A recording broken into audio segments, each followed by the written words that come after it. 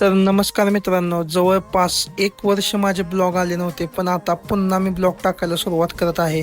जसा तुम्ही मला पाठीमागे सपोर्ट केला तसाच आताही सपोर्ट करा.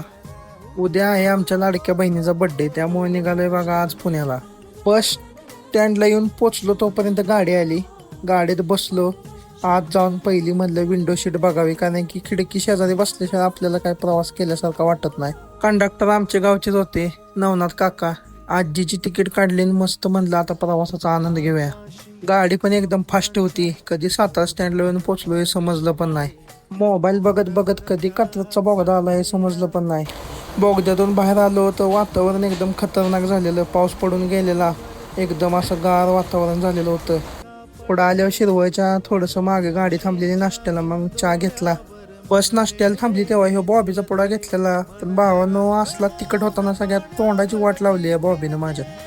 आलो पुण्यात. पुण्यात आलो आणि ट्रॉफिक नाही असं कधी झालं नाही बघा. जेव्हा येईल तेव्हा ह्या पुण्यात ट्रॉफिक असतेच. कशी ही पुण्याची माणसं जगते ती काय माहिती. आलो पुण्यात, उतरलो स्टॉपला. तिथून ओला केली बुक आणि निघालो घराकडं. आलो घरात. आता तुम्हाला मज्जा दाखवत होता. हे आमचं बारकं बघा मला बघून कसं खुश होतंय. आता दाखवतो तुम्हाला आतमध्ये गेल्यावर बघा.